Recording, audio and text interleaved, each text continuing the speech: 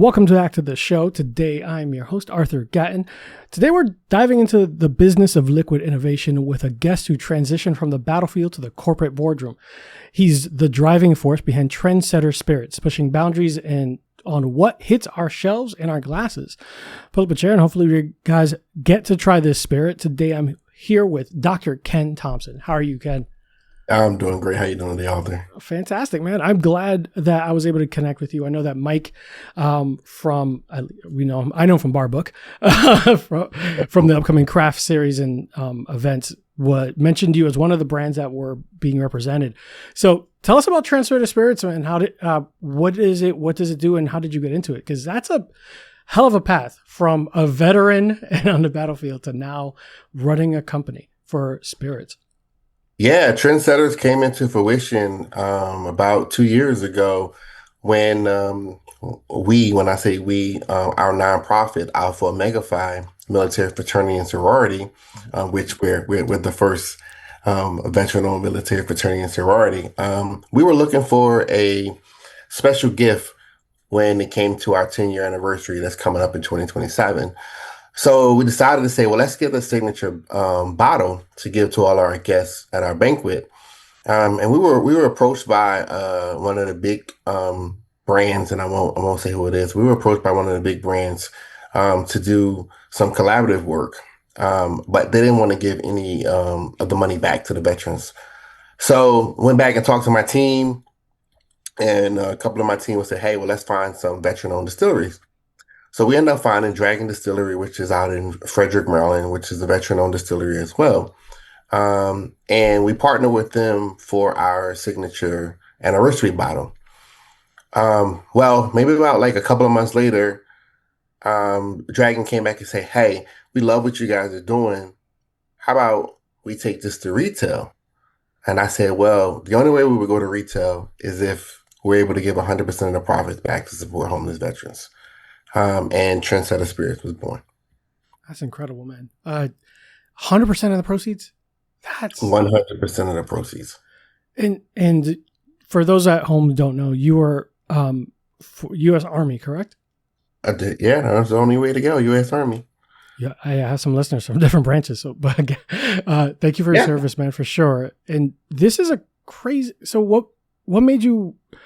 How did that pathway go down? What connected from spirits to giving back to homeless veterans? Like, what there was something in there in the middle. Like, where was that need, and how did that pop up? The need came when I started noticing that there were military fraternities. So I actually ventured into that lane and tried to join a couple of the military fraternities that were out there that were existing. None of them fit the path that I needed to go down to make sure that I was doing the right thing, not only for myself, but for veterans. And then I started to notice that a lot of the military was changing, whether it was being, the difference in how they see sexual orientation or the difference of how they see religion, how they see color. So I decided to start my own nonprofit that welcomes everybody, regardless if you were Black, if you were white, regardless if you were gay or you were lesbian, regardless if you were Muslim or if you were Christian. As long as you were a veteran and you wanted to give back to the community, you wanted to come to a brotherhood or a sisterhood. So that's how we got from, the battlefield to the nonprofit. And then we noticed that we needed more revenue because we started to find more veterans that were in need. So we got into the spirit world to gain access to some more revenue, and then Trendsetter Spirits was here. All right, Ken, so tell us about how that transition was from going from an active military member and seeing combat and being in the field to then transitioning to the boardroom. Like, was that a tough transit? Was that a change? Like, was that more stressful or less stressful than being in the field? I want to say it was a very tough transition. I retired back in 2009, not only suffering from the PTSD, the traumatic brain injury, but just suffering from, adjusting everyday life to where I no longer had to wake up and someone was telling me what to do, where to go, what to wear. You're married though. Yes, So- I am. Yes, I am. So it was very stressful, and it took me some time, but I had a great backing that allowed me to take my woes and take my downs and turn them into ups. I went back to school, um, got degrees, and turned those degrees into credentials that allow me to start the nonprofit. And you know it's an everyday struggle because you still struggle with the PTSD, and then dealing with um, people in the civilian world is a whole totally different world. You know, it's a whole totally different atmosphere working with civilians and working with military. But that's how I transitioned in, especially knowing that there was a need for an organization that took care of veterans. Mhm. So sometimes you have to put, you know, what you're going through in a back burner, so that way that you can step up and take care of the veterans. Because everything that I do is not for me. It's for the next generation of veterans, to make sure that they're taken care of, to make sure that the VA is doing what they need to do to take care of veterans. And I'm willing to sacrifice it all to make sure that our next generation of veterans is taken care of better than we were taken care of. That's that's outstanding, man. You said you went back to school. You got your doctorate. You became a doctor. You didn't just go right back to school. You didn't just say, "I'm gonna go get a bachelor's in economics or something." Like when you set out to do something, you do it all the way, huh? Yes, I have a confirmed doctorate. Yes, I have my doctorates in education, and when I went back, I wanted to make sure that if I was going to, and that was a struggle because of the traumatic brain injury and because of the PTSD. But I had a lot of teachers who worked diligently to get me through the process. But I wanted to make sure that if I was going to get a doctor's degree, that the degree meant something. Mhm. So during my dissertation phase, in which my dissertation is published, um, I created the capstone that introduced colleges and institutions of higher education of how to transition veterans into the classroom. So I made sure that I wrote about something and created something that would educate the civilian sector of how to transition our service members from the battlefield to the classroom. That you are focused, man. No matter what you were doing, you want to make sure it was aligned with that mission. I love that. That Oh was yeah, capstone meant something to you. It wasn't just, hey, let me get this A, let me get out of here, and like, let's get this done. Like you're rocking with that mission and frame of mind from beginning to end, and it shows in yep, everything you do. yep. Had to make sure that everything that I do aligns with what the passion is, and the passion is veterans. You know, there's so many veterans out here who struggle from, you know, PTSD, or whether it's traumatic brain injuries or schizophrenia, whatever it is, they struggle. Military sexual trauma, which is the big one now. Veterans are struggling, and we need organizations, and we need people out there to fight the fights that they can't fight, and I'm there for that. Man, I'm sure I know for certain people are thankful of your time and the efforts that you're making because you you went above and beyond even after serving. You wanted to make sure that that service never stopped. And I know that we talked before about how you kind of modeled the plan and modeled everything you were doing. Were there any nonprofits that you're like, I want to emulate what they're doing, or I want to keep going with what they're doing, or we'll kind of get that, or this is what I want, this is what I envision, and I'm gonna get there. No, me and my co-founders, this was all something new for us, and we learned step by step, day by day, all on trial and error. Yeah, there were other organizations out there, or other military fraternities and sororities, but we wanted something different. So, you know, you look at the way that they run or structure their organization, we structure ours totally different.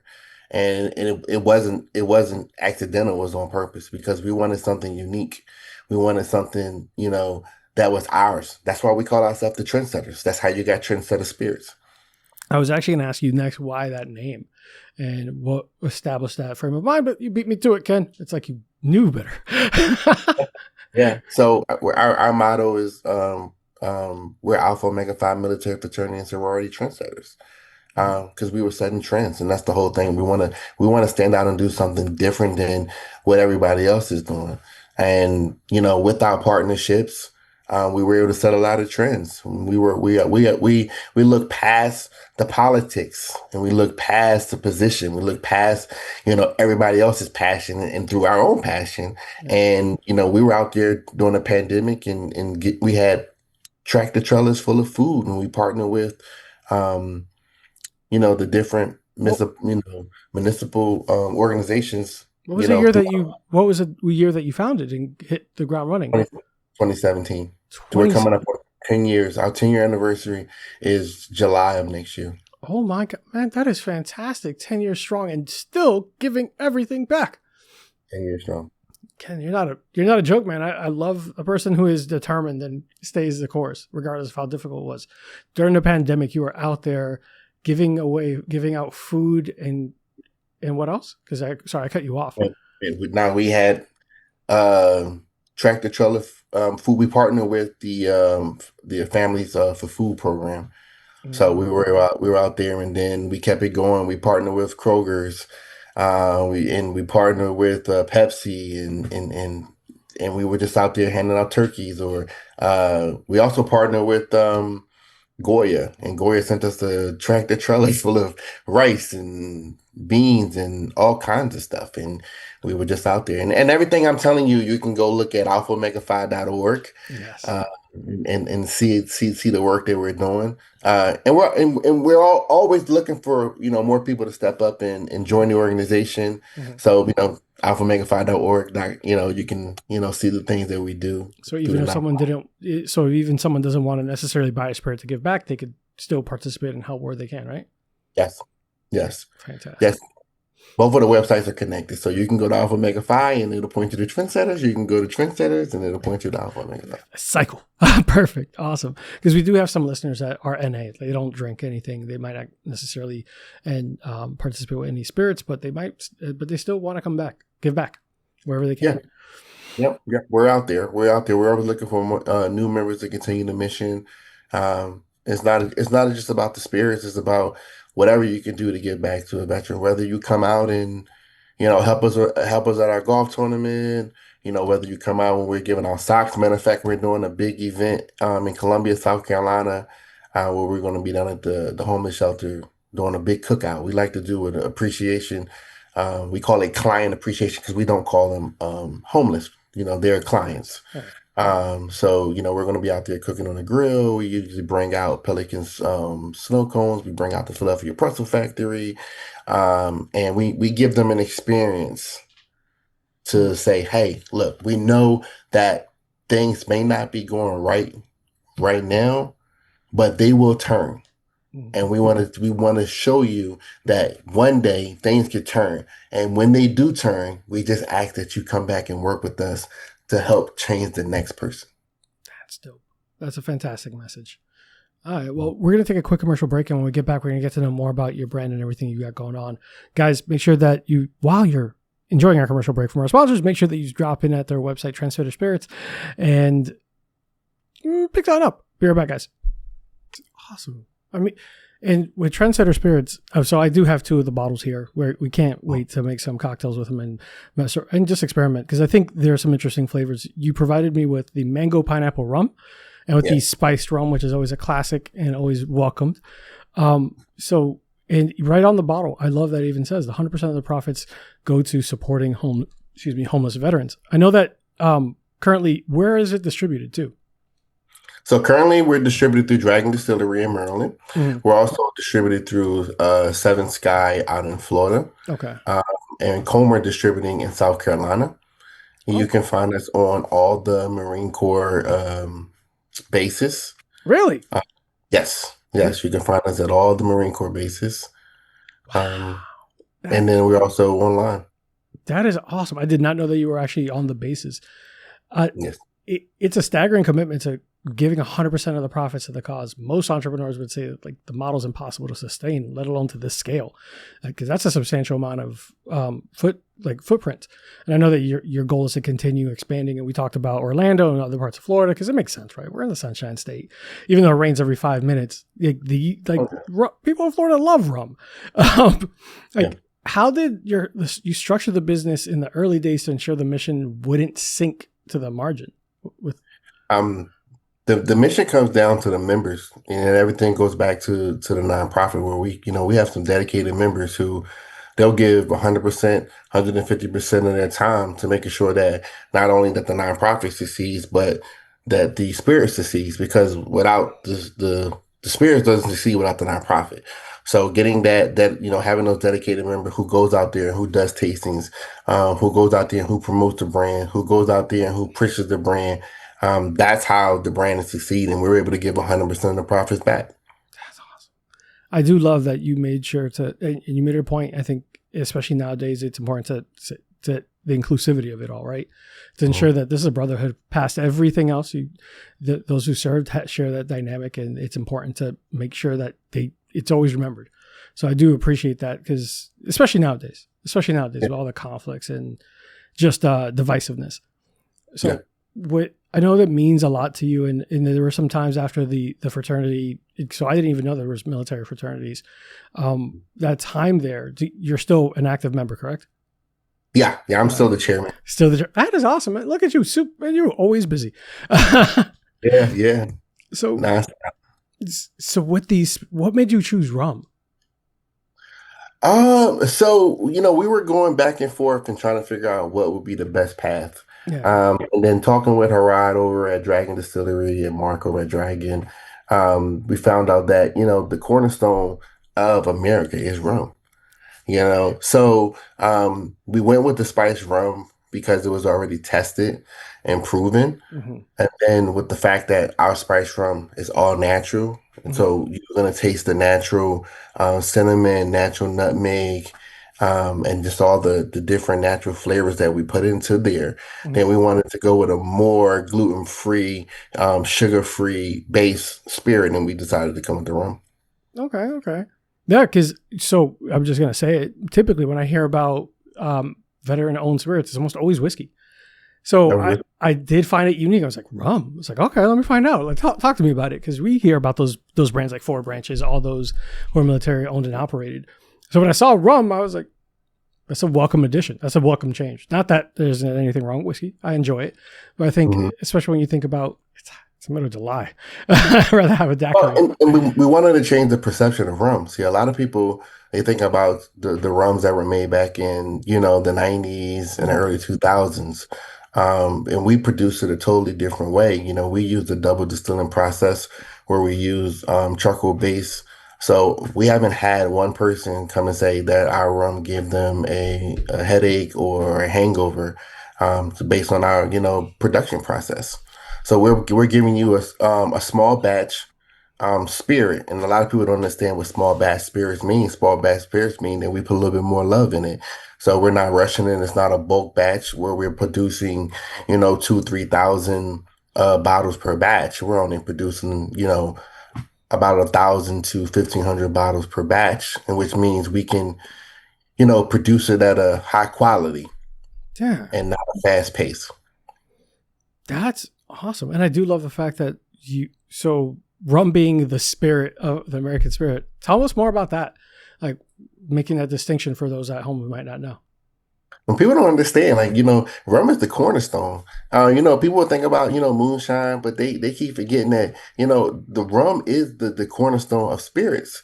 And it goes all the way back to, the early colonies where, they took that natural sugar cane or that and turned it into molasses and cooked it down to make a spirit, and the spirit was rum. So rum is the spirit of run America, run. Yeah. So how can we be a military fraternity if we don't run spirit, run?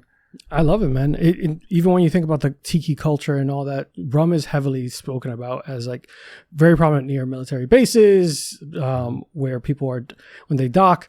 All that it's one of my favorite spirits, and I think it's under mentioned. It's always thought about as like Captain and Coke or something simple like that. Yeah, we try to make sure that we highlight daiquiris or more complex rum cocktails and things like that, and the unique flavors that can be associated with it.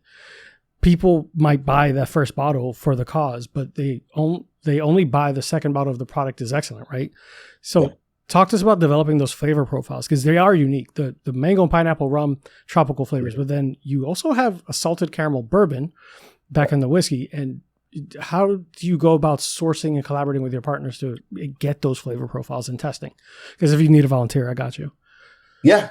So, we like I said, we work with Dragon Distillery over in Frederick, Maryland. If you guys ever get an opportunity and you're in Maryland, please visit Dragon Distillery to taste all of their flavor profiles. But Harad and Mark over there, those guys are amazing when it comes to producing and flavor profiles.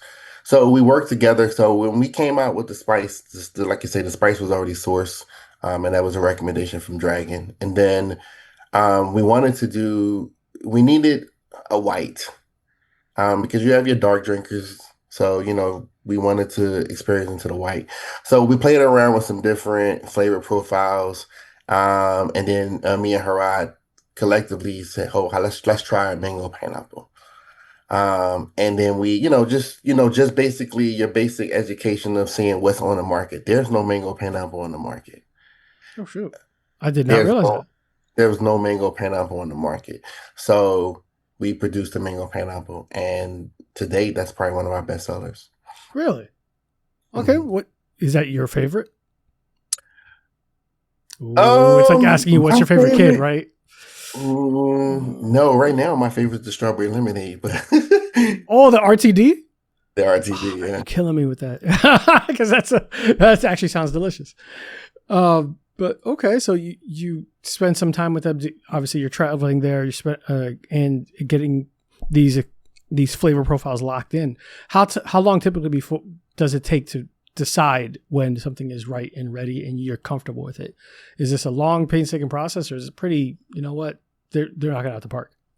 No, it'll take us a couple of months because we'll give Dragon an opportunity to make different, um, different scales of what we're trying to test. Okay. And then either we'll have like a testing session to where they will send it to me, or we'll go up to Dragon and then have my team taste it to see which one they like. We do a blind tasting Okay. to see which one that we like, and then we'll go back and make a little tweaks and then let Dragon do their thing, and the finished product is there. So it can take us anywhere from 30 days to 6 months to put a new product on the shelf. Okay. Okay. That's that would be such a fun process. Sorry, I'm just thinking about that. Yeah, it's a very fun process, just especially when you get now that we're expanding, we're starting to get a lot of suggestions from the stores. So, us being a customer-based product where we're gonna do whatever the customers want, whatever the stores want. They'll make a suggestion. That's how we got the strawberry lemonade. There was a store here in South Carolina was like, you should come out with strawberry lemonade. So, we go over to the drawing board and see how many strawberry lemonades is on the market, what market they're in, how much they cost, is it conducive for us to do it? And it was. Okay. And right now, we just dropped the strawberry lemonade last week, and we've already had to make another run. That is, yeah, I know. I missed out on that one. Yeah. So speaking of that, so you found that success, and you said, well, your partners in stores, you've successfully secured support from massive retail giants. Total Wine and More, not a sponsor, but if they want to send, hey, what's up? Kroger. What was the turning point in those boardroom pitches where these corporations realized Trendsetter Spirits was a brand they needed on their shelves, and they found as much value in it as obviously the mission and everything that you're doing? I think it's the mission first. Okay. But then the taste of the project, the product is what blows them away because it's a great product. Like I say, it goes back to it's a premium small batch product. So it's when you hear that this brand supports veterans, and then you can go on the website and you can see us out there handing out socks or feeding the homeless or taking care of underprivileged veterans, low income veterans, doing toys for veterans' children's during the Christmas holiday. So you want to get behind a brand where they actually tell you and show you what they're doing. So Total was easy. I think that they saw what we were doing and they wanted to be a part of it. And they gave us off the back, I think they gave us 48 stores. What? That's impressive. Mm-hmm. All right, right off the rip, and that's continued to get the success has kept going. Correct? Like, Continue to grow. That's awesome. All right. Well, I'm looking forward to having you in Orlando too. Well, the product especially because I want the strawberry lemonade. Well, we'll make sure we get you a bottle. Oh, all good, man. So you've broken down your impact. Tangible metrics. The sale of roughly 10 bottles equals one night in a shelter. I'll let you walk us through like how many bottles and what the impact it has on the actual veterans themselves and what you're trying to give back. So we use the metrics of bottles to functionality. And basically we try to go and sell like 100 bottles a month. And then that way we can take care of about 15 to 20 veterans, whether it be us buying socks or partnering with Bomba Socks, whether it's us, Bomba Socks? Yes. Okay. Whether it's us out there partnering with, Pepsi or Fruit of the Loom, to, be able to purchase more items. Mm-hmm. So that we use that metric, and that's how we try to show our constituents on the website of, we need to sell this many bottles so that way we can continue to our mission, whether it's, like I say, whether it's purchasing hygiene kits or whether it's underwear, socks, t-shirts, or just going out to the homeless shelter and feeding. That costs us a lot of money. And then I give you one bigger caveat. Trendsetter Spirits just along with Alpha Omega Phi Military Fraternity Sorority, we just hosted our 5th annual Veterans Golf Tournament. Well, that golf tournament cost us $6,000. So that money comes, not only from the nonprofit, but from the Trendsetter side, where every veteran we had 82 veterans come out and they all played golf for free. And they also got a meal, got a lunch, and then trophies and prizes. So we use that. So it goes back to those metrics are used so that way that we can continue to do great things in the community. Tell us more about the golf tournament. I know that when we spoke prior to the interview, you had shared that there was some pretty noteworthy moments that stood out with you with the places you were traveling, the people you were seeing, and the people you were kind of interacting with. Yeah, I mean, just you get it. So that golf tournament was the actual VA hosted golf tournament we were talking about. Okay, and we based we kind of piggybacked our golf tournament off of that. And for the listeners, what Arthur is talking about is the VA's Veteran Training and Experience Tea Tournament. That's a week-long event for veterans out in Iowa. Mm-hmm. I was a participant in that event for 14 years. And I wanted, when I started my own nonprofit, to mimic what they did and how they gave back to veterans. Because a lot of people don't understand that just something simple as bowling or golfing or horseback riding and just veterans being around other veterans, it can save a veteran's life.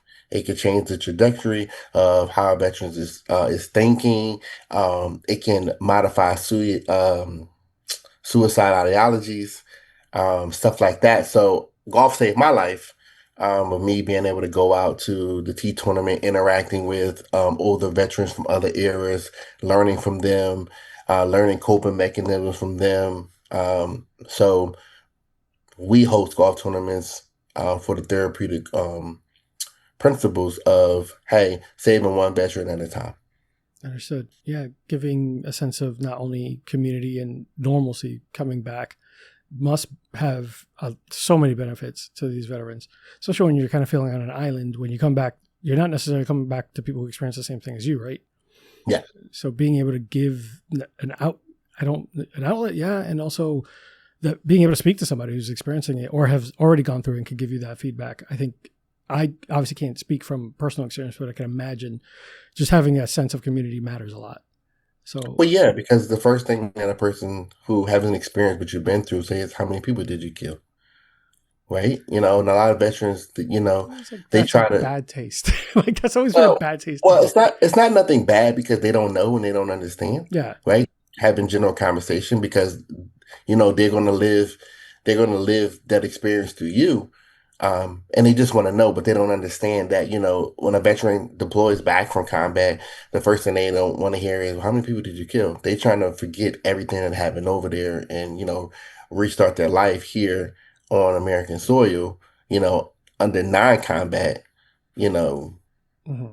experiences, and giving them a platform to where, they can come around and be around other veterans and they don't have to hear stuff like that, or they can hear stories of how they overcame this and how they overcame that. Mm-hmm. That's the platform that we're trying to provide. That's fantastic.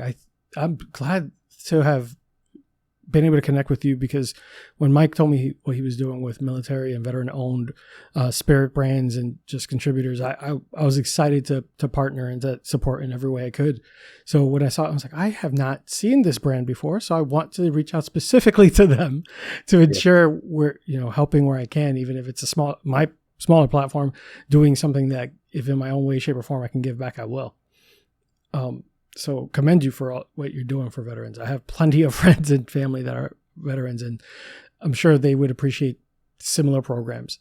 Okay. So when we talk about the bottles themselves and we talk about the spirits themselves and the importance of everything that's been going through, what's next for the brand? Like, are there plans to continue expanding into other markets or specific flavors that you're working with? Like, what's something exciting that's around the corner, even, or if it's a program that you got coming up? So no more SKU expansions right now. My team said no more, Ken, because I'll keep making them and keep making them. But we're looking They to had to pump expand. the brakes on you. Hey, relax. They did. They did. They said, Ken, no more, no more. So we're just looking to expand what we have, expand to some different outlets. We would love to expand out to North Carolina, Pennsylvania, Virginia, some states like that. Of course, expand more in Florida. So if there is any distributors that is watching this, we are looking to expand Trendsetters. Okay. And then you'll see us in August at Key West Rum Fest. Trendsetters will be out there at the Key West Rum Festival in August. I actually got told about that. All right. Yes, we will be one of the brands out at the Key West Rum Festival. And then we're one of the featured brands out at the Military Influencers Conference, the craft tasting. I think it's called, I want to make sure I'm not saying it wrong. Is it Frontline Tasting? Frontline Tastings, yes. Right, Frontline Tasting. So we will be out there at the Military Influencers Conference in September down in Tampa, Florida. Rum Fest in August and Key West. We'll be at the Black Wine and Spirit Expo in Jacksonville. I want to say that is coming up. I can't remember the date of that, but for Key West, you have it's August 15th, 2026 on a Saturday. Yep. You said the Black Rum what was it? The Black Wine and Spirit Expo. That's going to be, I think that's in October in Jacksonville. I will confirm it. That is. I don't think they put that out yet. Sure. I just gave y'all an exclusive. Oh, well, good. You guys heard it here first. But that's fantastic, man. I did not realize you're going to be in Key West. That's not super far from me. Maybe 3 hours. Tampa's definitely closer. Tampa's definitely closer. But maybe we'll check you out there, especially because I think that what you're doing is such a fantastic thing, and we'll share with the listeners to ensure that they get all the information possible. For those listening at home and they want to support your mission, like whether consumers are looking for a great bottle or wanting to and stock up on your brand, what's the most effective way that they can get involved and help Trendsetters grow? The most effective way is to visit our website at trendsetterspirits.org. Okay. And then we do have direct to shipping on some of our products there. And then you can also go to our store locator and put in your zip code. It'll tell you the nearest store near you. Awesome. But if you can't find it, go to your local stores and tell them you need Trendsetter Spirits, and let's force them to bring it in the stores. I'm just saying, Total Wine and More can special order things for you guys. So if it's not available in your store, they can order it, because I've done it before. Straight up, Total Wine's not a sponsor, but they have been super helpful for me. You can go to Total Wine. All of our products are skewed in Total Wine. They're just not in every one. So if you go and ask for them, yes, they're already skewed in their system. Every last product, except for strawberry lemonade. Matter of fact, I need to tell them about strawberry lemonade today. I'm glad that you reminded me. I feel like you're just messing with me at this point. But no, it's true though, because I did look up on Total Wine and More's website to see if it was available, and I was like, I could order it, but I'm not sure when it'll get here. But so you guys can have a chance to try it on your own this weekend. I'm going to be making some cocktails, so definitely going to experiment with it, and not just the basic rum and coke. I mean, that's not wrong, but not just the basics. Maybe something a little bit different. Let me give you a suggestion. All right, go ahead, shoot. But that spice rum, there's two things I'm going to tell you. Once you go ahead, I want you to try it with sweet tea. Okay. And add a cherry in it. Okay. And then I want you to take it back to Thanksgiving and Christmas. I want you to add some pineapple juice and a little splash of grenadine, and it will taste like sweet potato pie. That is one of our signature drinks, sweet potato pie. That is the spiced rum with pineapple juice and a little bit of grenadine if you want to sweeten it up. Okay. I'm writing that down, a little bit of grenadine. Oh, yeah. And it tastes like sweet potato pie. That is my favorite. Well, that's a lie. That's my second favorite holiday pie. Oh, but now I gave it to you in the liquid form. Yes. Sweet potato pie, there's nothing wrong with that, man. Heck, man. Now I'm going to want to try it today. But so definitely going to look forward to trying this out. Anything for the listeners at home, like any message to the veterans who are listening, anything that you want, words of, from anything you want to say to them? Yeah, I just want to tell our listeners to thank you guys for, watching and learning about our brand. And we ask you guys to spread the word about our brand. We're a mission with we call it Spirits for a Cause. And that's the whole thing, is us getting not only a quality product out there, but getting a product that's safe to the consumers, because we are all natural, sugar-free, gluten-free, and a product that gives 100% of the profits back to the veterans. No one here makes a dime on our team. Everything we do is volunteer, and the more bottles that we can sell, the more placements that we get, the more we can give back to our veterans. Awesome. Well, thanks. Ken, we're going to where can people find you, social media, support for you, the page, for everything you got going on? We're going to put it in the show notes, but anything you really want to make sure they highlight. Yep, we're on all platforms. You can find us on Instagram, Trendsetter Spirits. You can find us on Facebook, Trendsetter Spirits. TikTok, I believe, is Trendsetter Spirits. You just search Trendsetter Spirits. You can find us on all the platforms, like I say. And then you can also sign up on our website, subscribe to our newsletters to see when we have anything new coming out, or any specials going on. We try to do monthly raffles in a lot of our stores, so we're always doing customer appreciation. Awesome. Perfect. Well, Ken, can't wait to work with you more in the future. Can't wait to see you out in Key West or in Tampa. Regardless, you're going to see me. And I'm going to be in your face looking for that strawberry lemonade. Like, Ken, what are we doing? And I seriously, I can't commend enough of what you're doing. 100% of profits always go to supporting homeless veterans. That's an outstanding accomplishment, and it's a massive task. So wherever anyone can help at home, make sure that you do your part, even if it's just enjoying a spirit at home. Do it. And once again, Total Wine can order for you if you are close to one and they don't have it there.